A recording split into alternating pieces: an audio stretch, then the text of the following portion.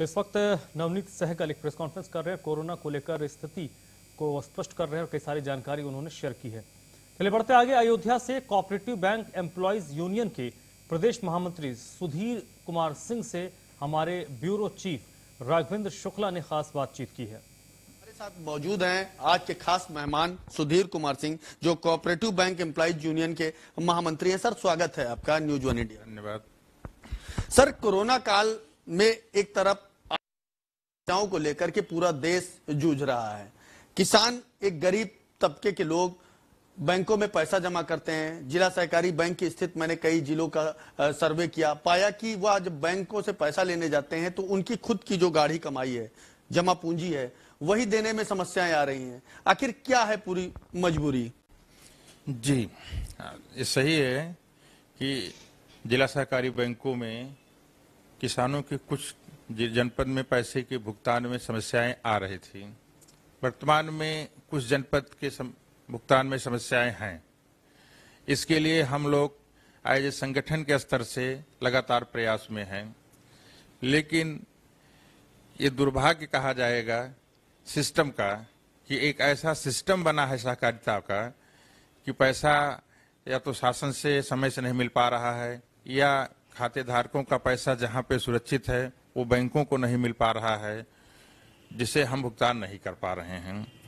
जब खातेधारक, ऐसे खातेधारक, आपको आश्चर्य होगा कि हमारे जिला सहकारी बैंकों में 10 रुपए, 20 रुपए, 100 रुपए, 200 रुपए के खातेधारक हैं।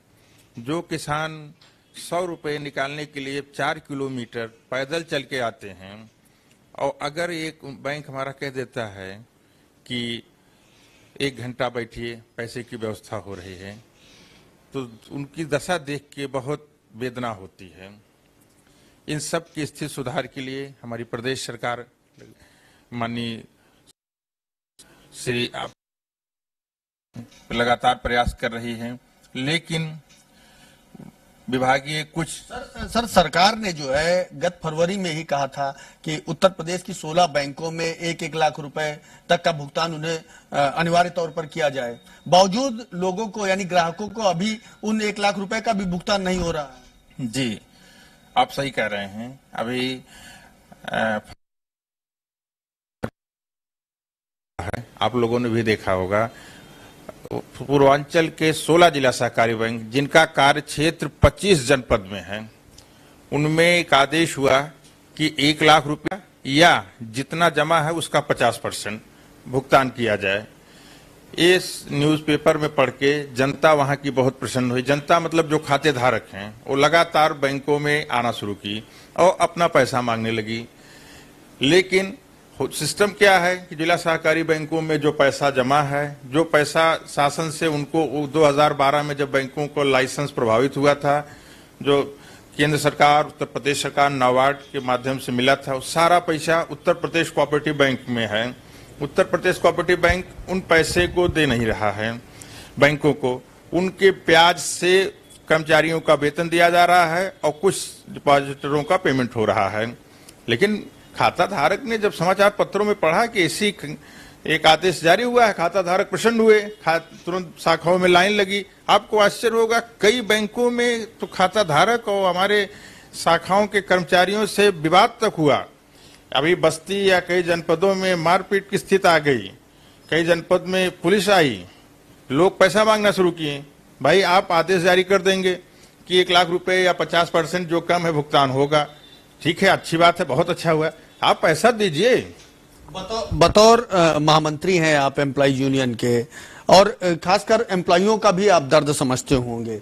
जब ग्राहक आता है, अपना भुगतान मांगता है, आप उसे भुगतान न दे करके उसे बैठालते हैं और फिर वापस उसे अपने घर जाने की बात कहते हैं, उस समय बड़ी एक पीड़ा होती होगी।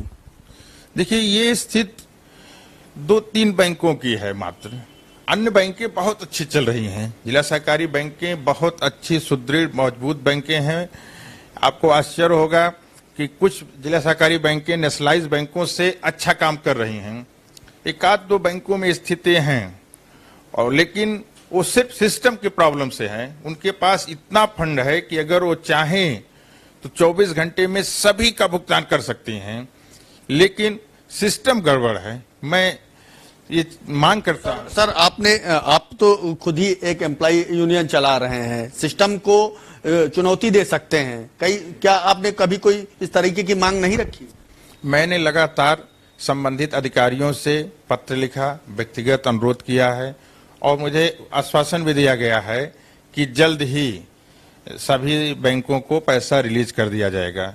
पुनः मैं आपके चैनल के माध्यम से सक्षम अधिकारियों से अनुरोध करना चाहता हूं कि 1 लाख तक का जितने खाते धारक हैं उनकी समस्त धनराशि को बैंकों को रिलीज कर दिया जाए, जिससे जो भी खाते धारक आए उनको पैसा समयबद्ध उनको वापस किया जाए। एक अंतिम सवाल सर, कि जिस तरह से किसान परेशान हैं अपने भुगतान को लेने के लिए, घाटे में बेशक ही बैंकें हैं, क्या बैंक जो एम्प्लॉई हैं अगर उनकी बात की जाए तो तमाम सारा उनका इंक्रीमेंट होता है, हमेशा वो दिन प्रतिदिन चाहते हैं कि हमारे वेतन बढ़ चढ़ करके दिया जाए, सरकार से लेते भी हैं, क्या उन्हें फ्रीज करने की आवश्यकता नहीं लगी? ऐसा नहीं है। जो बैंकें घाटे में जाती हैं वहां के उनको भी दंडित किया जाता है। इसमें भी एक वेदना है। अभी विगत वर्षों में एक परिपत्र जारी हुआ, एक बैंकों का एक सिस्टम है जिला सहकारी बैंकों में, कर्मचारी और कैडर के अधिकारी में सीईओ होते हैं, सीईओ बैंकों के मुखिया होते हैं। लेकिन एक परिपत्र जारी हुआ, जो बैंक घाटे में जाएंगी उनके कर्मचारियों का डीए और इंक्रीमेंट फ्रीज कर दिया जाएगा। आश्चर्य है कि जिनके कारण जाता है, जो मुखिया हैं, उनको कोई सजा नहीं दिया जाएगा, उनको अच्छे जगह पुरस्कृत कर दिया जाएगा। ये स्थिति है।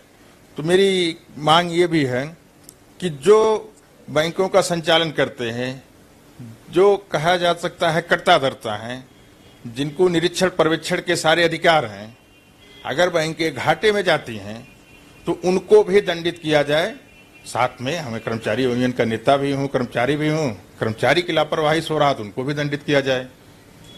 यानी सिस्टम में सुधार की एक बड़ी आवश्यकता है और यही कारण है कि न्यूज वन इंडिया उन तमाम सारे ग्राहकों के दर्द को दिखाना चाहता है, जिससे गहरी नींद में सोए तमाम सारे भ्रष्ट अधिकारी और उनके सिस्टम में लगी हुई सेंध को बंद किया जा सके और खुशहाल जीवन जीने वाले किसान फिर से अपने चेहरे पर मुस्कान ला सकें।